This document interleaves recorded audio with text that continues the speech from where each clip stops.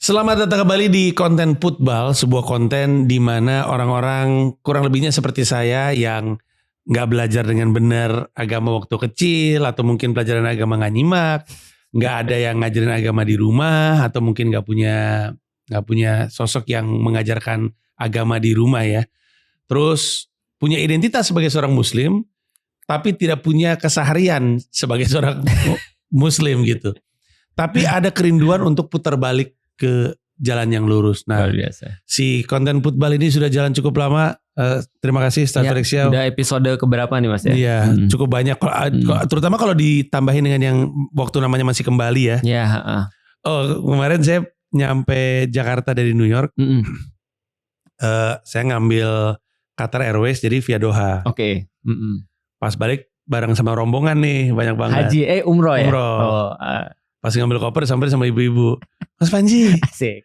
Saya baru pulang umroh. Asik. Gara-gara nonton konten Mas Panji, Mas Felix Xiao. Kata gue, kok bisa?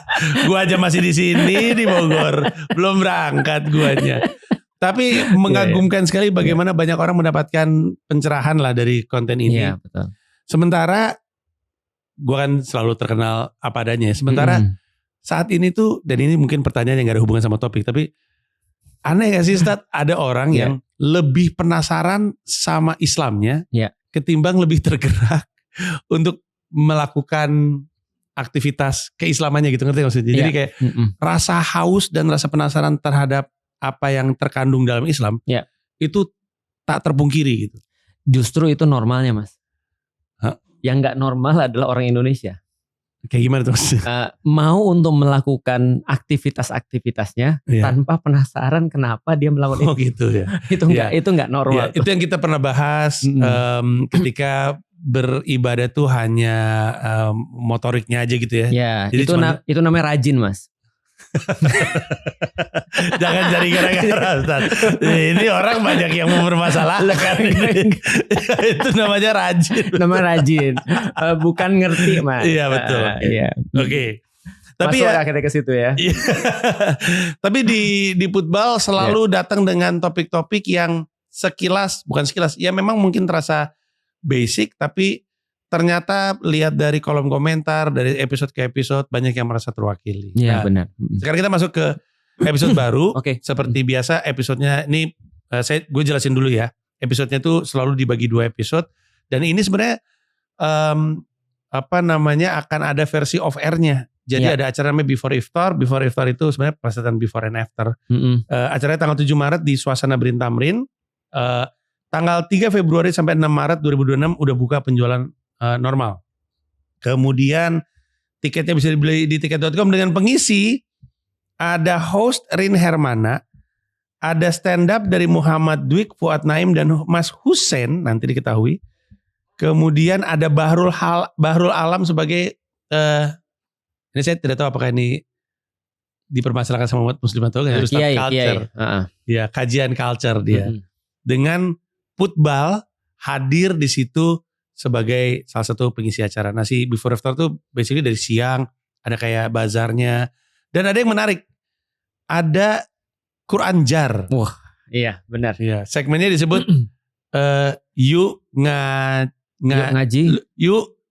segmennya yuk ngejar pahala dengan Quran Jar. Yuk ngejar pahala dengan Quran Jar, itu menarik. Jadi ada kayak bowl gitu. Iya bowl. Kita bikin itu terinspirasi dari Mas tuh. Hah? Kok terus ya? Ketika Mas di podcast terus bilang aku baru ngeh bahwa Quran itu adalah solusi bukan undang-undang. Iya betul. Akhirnya kita bikin, ya udah kita bikin Quran Jar aja. Nanti orang ngambil dan apa bisa direlatekan dalam hidup dia. Wow. Nah itu solusi apa yang bisa diambil. Ya itu akan ada. Itu menarik sekali sih. Jadi ada banyak rangkaian acara termasuk si Quran Jar tersebut, ngejar pahala. Terus ada si kajian culture. Terus ada Putbal. Nah topik Putbalnya adalah bertobat. Kayaknya cocok dengan segmennya Putbal dan juga cocok di bulan Ramadan. Tiket sekali lagi di tiket.com. Acaranya 7 Maret. Per video ini keluar. Gak tahu deh. Pokoknya periode normal 3 Februari sampai 6 Maret. Nah. Oke. Mari kita masuk ke topik. Ustaz. Siap. Dalam hidup saya sebagai orang Islam. Ada frasa yang paling sering saya dengar. Frasa yang berulang. Dugaan saya sih memang karena frasa ini ada disebut sama banyak orang karena memang disebutkan juga di Al-Qur'an. Frasa tersebut adalah mencari hidayah. Asik. Atau diperintahkan untuk menemukan hidayah. Jujur, saya agak kurang paham hidayah itu artinya apa. Gimana saya mau ketemu, tahu aja enggak bentuknya kan gitu. Iya benar. Dan kenapa saya pengen jadiin topik, karena saya punya dugaan apa jangan-jangan makna dari hidayah itu mengalami peluasan gitu, peluasan makna. Karena hidayah dipakai dalam keseharian. Misalnya si Panji sekarang dapat hidayah. Panji kayaknya Panji sekarang masuk kantor on time mulu. Asik. Dia kayaknya dapat hidayah deh. Jadi kan penggunaan kata hidayah itu apakah bergeser maknanya? Jadi kita akan banyak ngobrolin soal hidayah, apa itu, kenapa mesti dicari, jalan menuju sana dan segala macamnya. Oke. Hidayah. Mungkin ya. Dia definisinya apa sih sebenarnya? Yang paling terkenal hidayah itu kayaknya adalah tayangan kayaknya, Mas. Itu betul. Orang masuk bener lagi cor semen gitu. Iya betul. Ada ininya juga kan, ada medianya juga. Media kan? hidayah, benar. Hidayah. Awalnya media terus lama-lama jadi film kan. Betul. Dan itu kayak film cerita-cerita horor gitu ya. Iya supaya betul. orang nggak berani buat maksiat gitu ya. Sinetron hidayah ya. Iya, itu yang sering muncul. Betul. Ya. Jadi kayak sinetron hidayah itu kayaknya orang-orang cerita yang nggak mungkin ataupun sesuatu yang absurd dan segala macam. Tapi kata hidayah ini menarik karena benar Mas, ini di dalam Al-Quran bahkan dibaca setiap hari minimal 17 kali. Al-Fatihah. Tapi tidak kata letter hidayah ya. Tidak, katanya adalah ihdinas. Ihdinas sirotol. Ihdinas sirotol mustaqim. Ihdina artinya adalah tunjukinlah kami. Ihdina. Nah, asal kata hidayah adalah hada. Hada artinya menunjuki. Hidayatan artinya adalah petunjuk. Berarti hidayah artinya adalah petunjuk. Nah berarti kalau Mas pernah dengar kata hadi misalnya, hadi misalnya hadi siapa gitu misalnya. Hadi artinya adalah orang yang memberikan petunjuk. Oh gitu. Nah jadi hadi adalah orangnya, hada adalah aktivitasnya, hidayah adalah kata bendanya ya, petunjuknya berarti. Gitu. Asih. Loh jadi berarti arti secara harafiahnya adalah disuruh mencari petunjuk. Petunjuk, guidance. Menuju sesuatu, berarti benar. Kalau ada petunjuk berarti ada tujuan. Betul. Nah, guidance ini atau dalam bahasa Arabnya adalah hidayah, dalam bahasa Indonesia adalah petunjuk, adalah sesuatu signs ataupun tanda-tanda untuk menuju kepada Allah. Gambarnya seperti itu. Itu adalah guidance untuk menuju pada Allah. Nah, Allah ini dimaksud bisa jadi kebaikan, ketaatan, keberlimpahan dan segala macam. Nah, itu hidayah. Oh, pantesan. Saya sekarang jadi ngerti frasa gue udah dapat hidayah gitu. Gue udah dapat petunjuk nih. Betul. Sehingga karena petunjuk ini gue kembali ke jalan yang lurus gitu kurang lebihnya. Betul. Tapi maaf ya Ustaz. Gak apa-apa, santai. Tapi karena referensi kita adalah produk-produk pop culture seperti sinetron hidayah. Yeah. Tapi apakah hidayah itu atau petunjuk itu selalu diberikan oleh istilahnya itu tanda-tanda alam? Oke. Tidakkah hidayah bisa ditemukan dengan baca Al-Quran aja lu? Betul. Atau lu umroh gitu? Betul. Itu kenapa harus ada tiba-tiba ada yang terang? Ya gitulah. Berkata Panji. Apakah harus tanda-tanda alam atau gimana gitu Ustaz? Betul. Nah jadi kalau kita bicara tentang guidance itu kalau misalnya kita pergi ke airport lah misalnya ya, itu science sebenarnya. Jadi guidance itu adalah science. Misalnya contoh kayak WC di sini, atau kita pergi ke mall, toilet di sini, misalnya, atau baggage claim di sini, atau misalnya segala macam customs di sini dan segala macam. Nah, science adalah hidayah.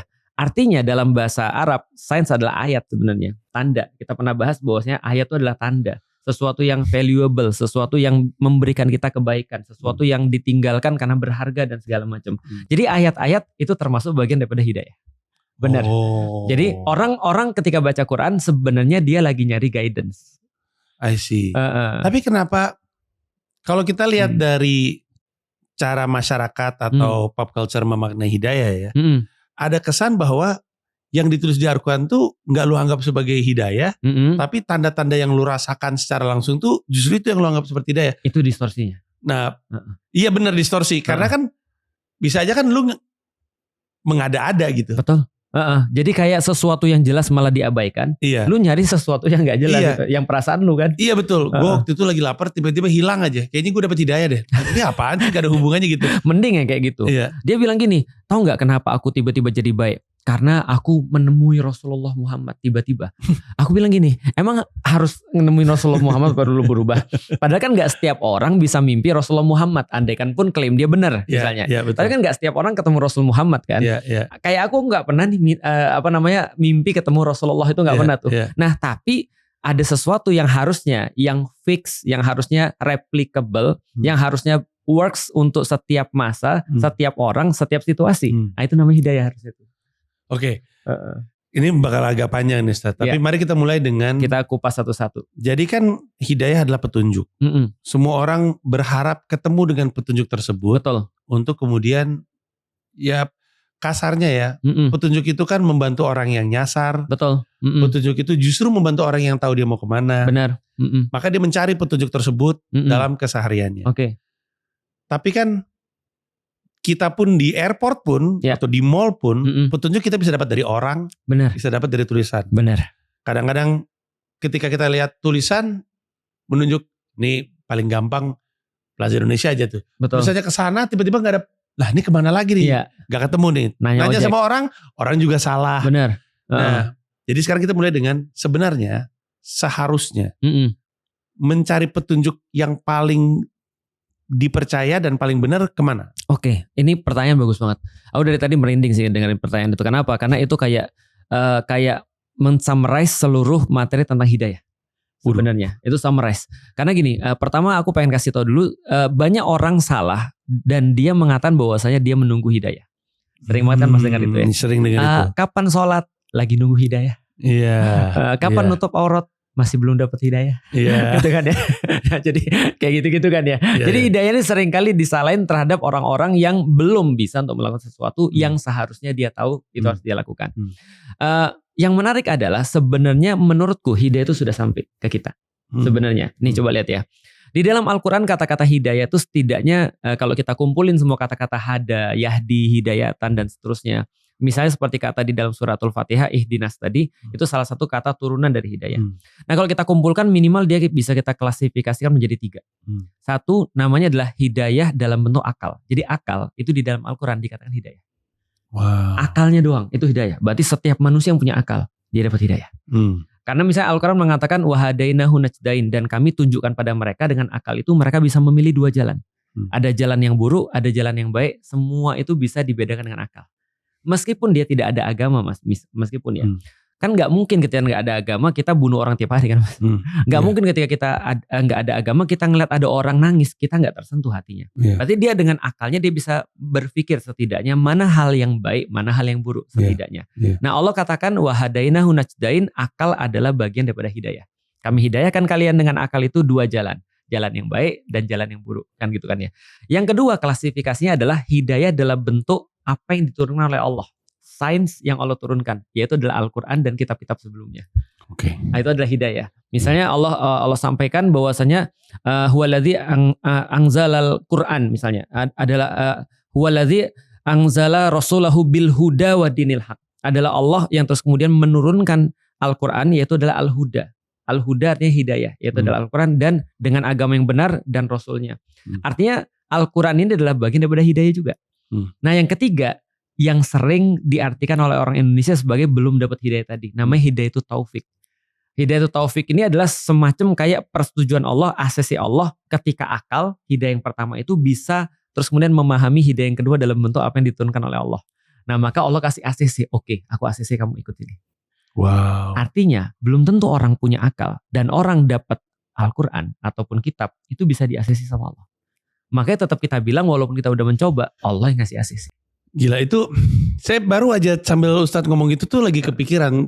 Di poin pertama, akal sendiri kan adalah petunjuk. Artinya kalau kita menggunakan akal, kita ketemu petunjuk menuju kebesaran Allah Subhanahu Wa Taala gitu kurang lebih. Bahkan saya kata saya pernah cerita sama Ustadz atau belum ya, sebagai orang yang secara maksudnya rezim beragamanya itu bolong-bolong. Rezim apa itu? Rezim beragama bolong. Saya menemukan keyakinan akan Tuhan itu akal saya. Iya, betul. Jadi akal saya, logika saya bilang ini mah pasti ada Allah ini. Benar. Karena, nah, cuman orang lain itu juga punya akal, tapi nggak ketemu sama hidayahnya. Betul. Karena mungkin lingkungannya beda. Gitu. Atau belum dapat sains yang dia bisa relate atau relevan. Betul, bisa jadi karena gini, bahkan kalau kita pikirkan orang-orang paling tinggi akalnya gitu, orang-orang berilmu, ya orang-orang kayak saintis gitu, Neil deGrasse Tyson gitu, ya, itu kan secara akal kan bagus banget. Benar. Tapi nggak ketemu tuh hal sederhana. Saya pernah cerita nggak sih kenapa saya menggunakan logika untuk? Belum mas. Belum pernah sama sekali. Belum. Kalau perlu dah maaf ya yang nonton ya. Apa-apa. Sekali lagi bagus nih. Saya punya keyakinan Allah Subhanahu Wa Taala ada di balik semua misteri sains yang tidak akan pernah terungkap. Oke. Jadi kayak sampai sekarang sains tuh nggak tahu apa yang memicu Big Bang. Iya benar. Pokoknya ada yang meledak aja. Iya. Terus mereka teliti. Iya. Gimana? Di belakang ledakannya apa mereka tuh nggak bisa jawab. Benar. Orang juga sampai sekarang nggak bisa tahu apa yang ada di dalam black hole. Benar. Pokoknya ada aja. Iya. Singularity mereka bilang. Betul.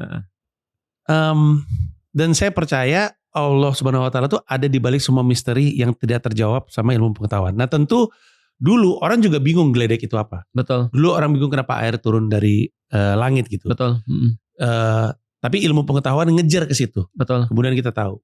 Yang berarti bisa aja suatu hari kita tahu black hole isinya apa. Benar. Tapi saya cukup yakin kalaupun kita bisa tahu black hole isinya apa, masih ada misteri lagi di balik penemuan itu yang kita nggak ketemu. Benar.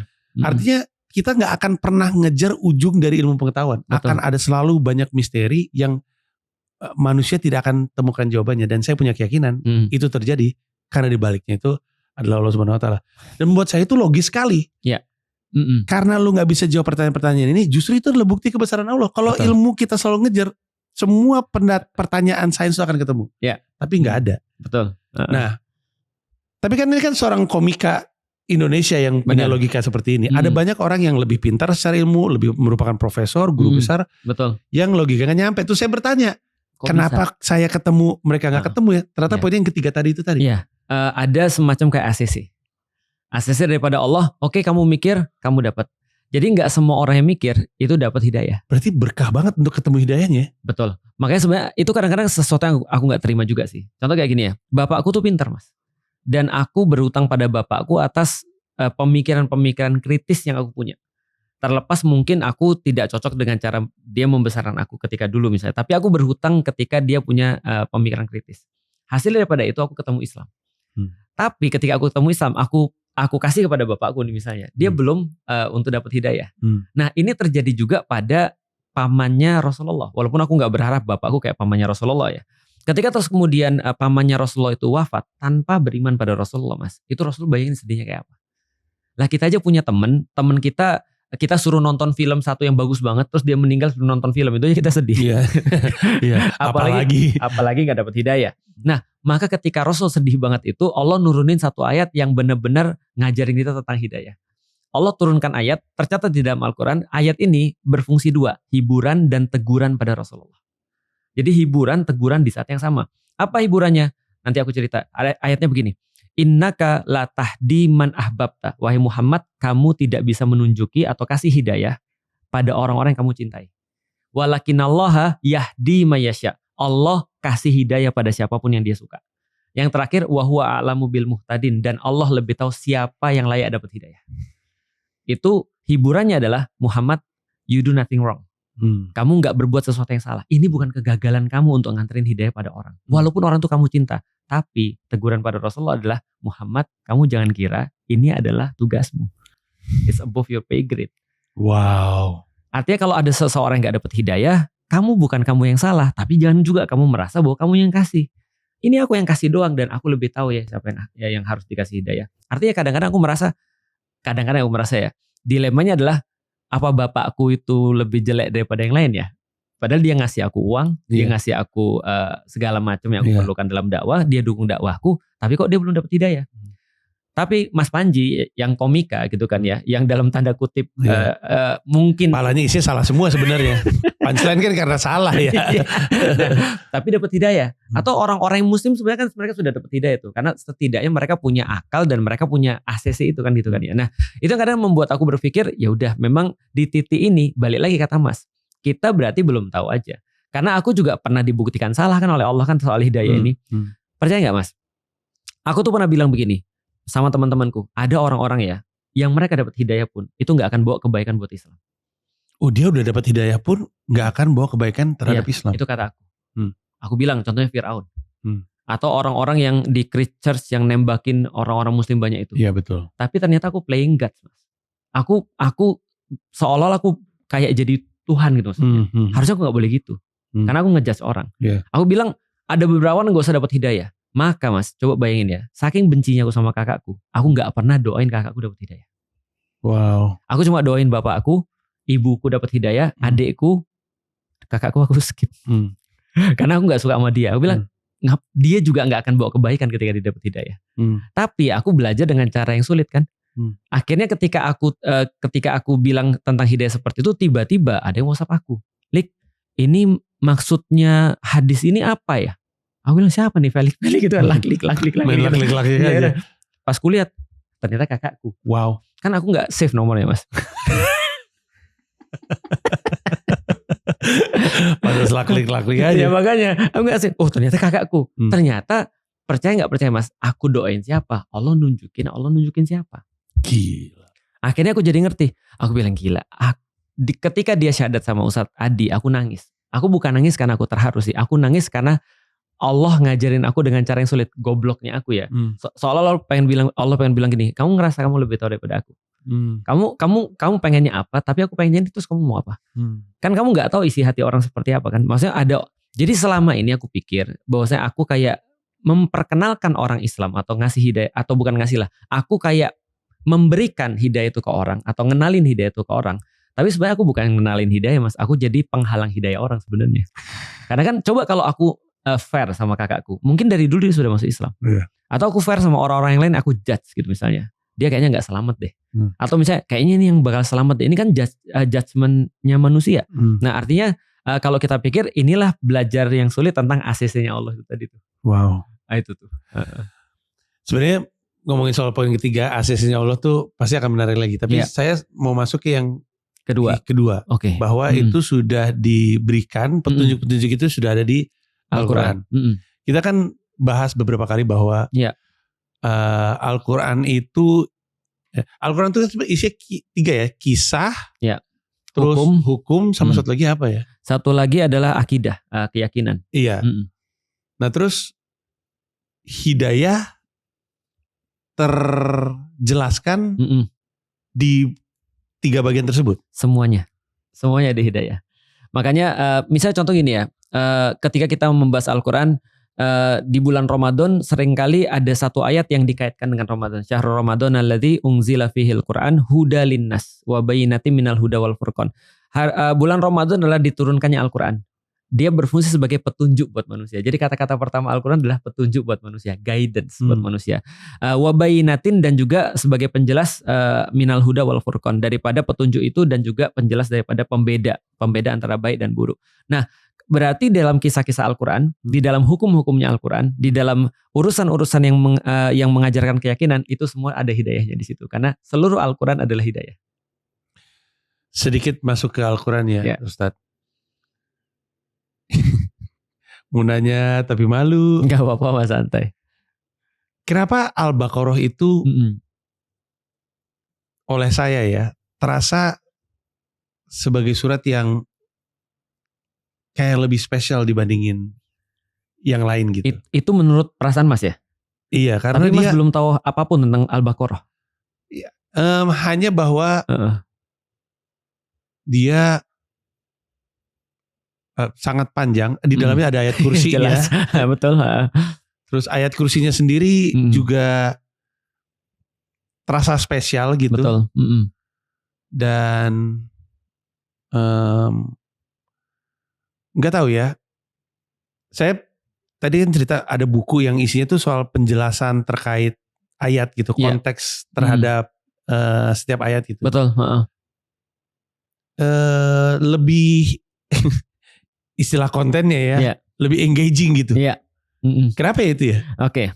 Dan dikaitkan dengan Al-Baqarah ya. Iya. Nah, oke, aku mau bahas dulu yang tadi Mas bilang tentang hidayah. Pertama, hidayah akal. Mas tahu nggak ketika aku sebagai orang yang belajar Al-Quran, belajar agama, terus ngeliatin orang-orang yang mungkin menurut orang jauh daripada agama. Mungkin orang-orang yang banyak ketemu aku akhir-akhir ini, termasuk Mas Panji misalnya, dianggap orang jauh daripada agama. Raymond Chin yang dianggap orang jauh daripada agama. Tapi aku ngelihat pada mereka, walaupun mereka nggak ngerti agama, sebenarnya mereka sudah praktekin agama. Cuma mereka belum ngerti aja. Itu murni karena akal. Itu murni karena tadi Mas bilang, aku rasanya kok ini adalah kayak spesial ya. Ternyata memang Al-Baqarah itu spesial. Mas baru ngerti kan kalau misalnya itu dihadiskan oleh Rasulullah. Kalau andai kan misalnya Al-Quran itu ibarat punta, maka Al-Baqarah adalah punuknya. Iya, adalah punuknya. Berarti itu kan spesial banget. Selain daripada dia paling panjang gitu kan ya. Dan di dalamnya ada banyak sekali termasuk ayat kursi dan segala macam. Nah, artinya ini adalah penting banget Suratul Baqarah ini. Suratul Baqarah diperintahkan oleh Rasulullah untuk dibaca setiap orang pindah rumah misalnya, setiap orang melakukan aktivitas-aktivitas baru dan seterusnya. Nah, kalau aku lihat Al-Baqarah itu, kalau kita lihat dari segi fungsinya, kenapa sih dia ditaruh di depan? Karena kita udah belajar pas di Al-Qur'an ya. Al-Baqarah ini kan turunnya tidak satu. Iya, betul. Kan terpisah-pisah. Cuma Rasul kumpulin jadi satu dan Rasul taruh di paling depan. Kalau Al-Fatihah adalah sebagai covernya, maka Al-Baqarah adalah Mas kata pengantarnya. Wow. Berarti kata pengantar itu kalau di buku berarti berisi seluruh pemikiran orang yang nulis ini dari awal sampai akhir disampaikan di kata pengantar. Sekaligus sebagai preface itu adalah untuk ngasih tahu manusia dia manfaat di mana dan dia harus baca bagian mana yang paling penting bagi dia. Iya, karena kalau nggak salah dalam satu Al-Baqarah tuh tiga peran Al-Quran tuh ada penjelasan soal akidah di Al-Baqarah. Betul. Ada penjelasan soal hukum, kisah-kisah banyak banget. Iya, tiga-tiganya itu ada di dalam situ. Dan paling pertama Al-Baqarah berbicara tentang apa? Dia bagi manusia jadi 3. Jadi dia sudah bilang, contoh kayak gini misalnya. Dalam preface buku matematika dasar yang pernah aku baca dan aku ngajar misalnya. Dia ngasih tahu, kalau kamu adalah seorang anak S1, maka kamu harus baca ini sampai di sini dulu, baru terus dari sini. Nah, kamu akan bermanfaat banget di bab ini. Tapi kalau kamu adalah mahasiswa S2 dan S3, lebih baik kamu baca dari sini dulu. Atau baca bab ini. Kalau kamu kelas 6 SD, mungkin kamu jangan baca buku ini dulu deh. Gitu kan. Kenapa? Karena ini kamu harus punya dasar-dasar untuk masuk ke sini dan segala macamnya. Nah, itu kata pengantar. Al-Quran persis sama. Di dalam Al-Quran ketika di awal-awal Allah sudah sampaikan bahwa buku ini akan bermanfaat atau tidak bermanfaat bagi 3 orang. Yang pertama adalah jenis orang yang Allah katakan beriman pada Allah. Itu adalah beriman pada Allah, itu yang paling banyak dapat manfaat. Yang kedua, yang tidak ada gunanya bagi orang-orang yang menutup dirinya, kafir. Kafir artinya adalah want to cover. Aku berprasangka kuat kata cover dalam bahasa Inggris itu berasal dari kata kafaro, artinya menutup. Jadi the one who cover himself. Jadi artinya orang-orang yang kafir adalah yang menutupi dirinya daripada kebenaran. Sehingga kebenaran itu gak berguna bagi mereka. Karena Allah gambarkan hidayah atau Al-Quran itu seperti cahaya juga. Sehingga kalau orang sudah menutup dirinya, cahaya itu gak akan pernah masuk. Yang ketiga, orang yang seperti orang munafik. Yaitu adalah orang yang menjadikan apa yang dia dapat Al-Quran itu berguna bagi orang yang lain, tapi gak berguna bagi dirinya sendiri. Wow. Nah, ini adalah tipe orang yang ketiga. Nah, Allah kasih tahu nih. Dan yang paling banyak orang beriman itu diceritakan 5 ayat di dalam surat Al-Baqarah. Orang kafir diceritakan 2 ayat di dalam surat Al-Baqarah. Orang munafik itu sekitar mungkin 13 atau 12 ayat. Berarti yang paling banyak di muka bumi ini adalah orang munafik ini. Gila. Nah, itu sudah disampaikan di dalam Al-Quran tuh. Nah, berarti hidayah juga sama. Kenapa sih satu hal itu merasa lebih bagus pada kita dibanding yang lain? Satu jawabannya Mas, relate. Itu yang orang gak ada ketika orang baca Quran. Orang baca Quran bukan untuk relate pada dirinya, malah untuk relate pada orang lain. Orang baca Quran untuk apa? Untuk menghukumi orang. Orang baca Quran untuk apa? Untuk sekedar, untuk ritual dan segala macam. Bagiku kalau baca Al-Quran pertama adalah relate. Dan Mas tahu apa arti sholat? Kan kita udah pernah bahas sholat artinya adalah relate, berhubungan kan gitu kan ya. Jadi kalau seandainya ada orang sholat tapi gak relate, rajin bener itu. Jangan diulang. Masih berlanjut ini saya kasus. Nanti ada bahasanya sih khususnya. Relate itu. Oke, kalau kita tadi udah bilang bahwa Al-Quran lah sumber petunjuk kita. Benar. Sebenarnya, for lack of a better word ya, ketika orang, atau gini, saya ganti deh. Kalau orang akalnya nggak tinggi pun, atau gimana cara ngomongnya? Orang tidak terlalu pintar atau orang normal biasa. Iya. Baca Al-Quran cukup untuk membantu dia bertemu dengan hidayah gitu kasarnya. Jadi kasarnya kayak kalau saya kan logika saya membantu saya ketemu dengan petunjuknya. ini tuh adalah alat bantu untuk membantu siapapun. Benar. Bahwa lu berlogika atau tidak. Karena kan harus diakuin logika kita kan emang kebentuk sama lingkungan kita kan. Benar. Bersyukur kita ketemu sama orang-orang yang cendekiawan, yang emang kritis. Benar. Sehingga pelogikaan kita bagus. Tapi gimana kalau enggak? Ya. Tempatnya adalah Al-Quran. Benar. Makanya aku bilang gini, Al-Quran tuh menunjuki bagi semua orang. Tanpa terkecuali. Asal dia punya akal. Tapi orang-orang pintar punya privilege di dalam Islam. Itu memang dunia gak adil sih mas. Jadi contoh ya misalnya. Kalau kita lihat ada orang-orang misalnya contoh dikasih buku yang sama. Orang-orang yang mungkin pintar banget dikasih buku 8 halaman. Pemahamannya dia dapat 100 halaman mas. Karena dia bisa meres ilmu yang dia dapat. Dia kembangkan dengan pemikiran dia. Dia dapat insight yang pasti berbeda. Ya gampang gak usah buku deh mas. Kita sama-sama nonton film Marvel misalnya. Infinity War misalnya. Apa yang mas dapat sama yang aku dapat itu sudah pasti beda. Nah, tapi kalau ada orang yang paling rendah pun akalnya, misal, tapi dia masih berakal, dia pasti dapat sesuatu yang dia bisa take out dari Al-Quran. Iya. Jadi, maaf sih dipotong sebentar ya. Jadi kayak orang tuh bisa ketemu petunjuk tapi nggak ngerti petunjuknya itu loh. Jadi kayak, jadi misalnya gini Pak, Ustadz. Oke. Saya ngambil analogi saya dalam menjalankan Comika. Saya 2 kali jadi CEO. Pertama kali mungkin tahun 2019 sampai tahun 2022. Saya kembali lagi sekarang di tahun 2025 mulai Maret resminya. Di periode awal saya jadi CEO, saya baca banyak sekali buku. Habis itu buku tentang menjalankan perusahaan, managing finance dan segala macam. Terus saya lepas posisi ini selama 3 tahun. Ketika balik lagi baca buku yang sama, saya baru ngerti konteks itu. Jadi akalnya ada dong. Kitabnya pun ada nih dalam berbisnis. Benar. Baru ketika di kali kedua saya jadi CEO, pengalaman hidup saya membuat saya ngerti apa yang dimaksud dalam buku tersebut. Jadi relevan dan relate. Iya, jadi kayak dibaca, ngerti, tapi nggak paham. Kebayang sih kita bisa baca buku yang sama terus gue baru ngerti nih sekarang gitu. Benar. Hidayah itu kan kayak gitu juga. Jadi kayak gue punya akalnya, dikasih Al-Quran. Tapi poin ketiga yang dibukain sama Allah itu gak pernah terjadi dalam keseharian saya, dalam keseharian gue gitu ya. Sehingga baru ketika ada sesuatu yang terjadi sama gue, hidayahnya baru nyangkut. Gue baru ngerti lagi yang kemarin maksudnya. Betul. Itu persis Al-Quran. Persis hidayah. Hidayah memang seperti itu tuh. Percaya gak sih? Aku tuh baru ngerti. Di tahun 2021 bahwasanya Allah itu di dalam surat Al-Fatihah, padahal aku baca 17 kali sehari selama berapa puluh tahun, bahwasanya Allah nyuruh kita kalau kamu mau lebih cepat dikabulkan bareng-bareng. Kalau mau cepat dikabulkan bareng-bareng. Ihdina itu artinya tunjukin kami.